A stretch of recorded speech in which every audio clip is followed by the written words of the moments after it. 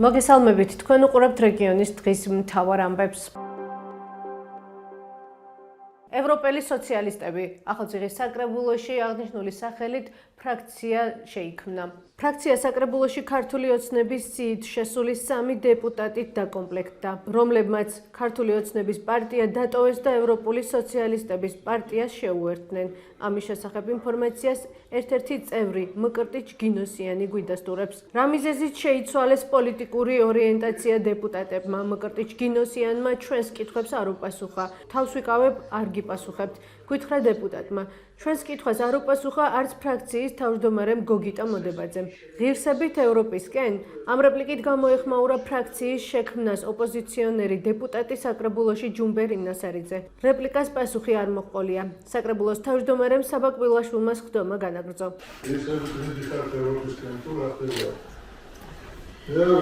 სოციალისტური იდეოლოგია მაინტერესებს. Ideologija, neošteneri tak, neošteneri tak, centristeri tak.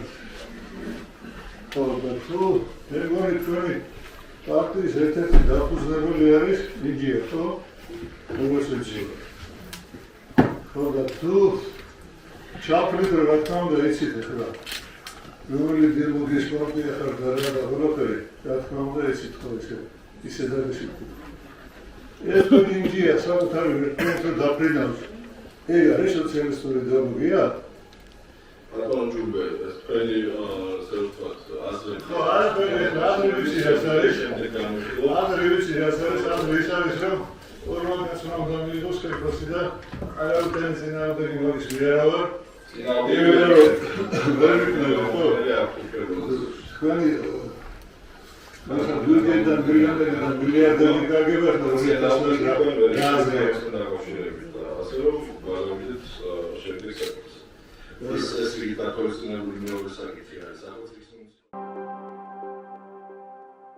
დააკავეს 8 პირი, რომლებმაც პროკურატურის განცხადებით 4 მილიონამდე ლარის ზარალი მიაყენეს სახელმწიფოს. ინფორმაციას საქართველოს პროკურატურა ავრცელებს. ამავე წყაროს ცნობით დაკავებულებმა 2022-24 წლებში სახელმწიფოს მოტყუებით მიაყენეს 4 მილიონამდე ლარის ქონებრივი ზარალი.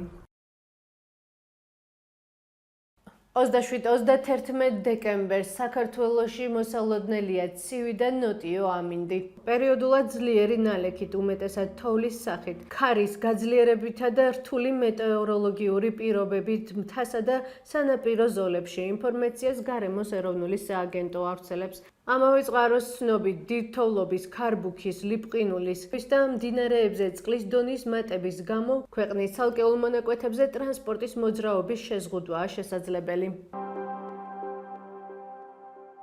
ეს იყო ჩვენს ხელთ-არსებული დღევანდელი ბოლო ინფორმაცია. მეტი და დეტალური ინფორმაციისთვის ეწვიეთ ჩვენ ვებ და Facebook გვერდს. გმადლობთ რომ გვიყურებთ. ბედნიერ უქმეებს გისურვებთ.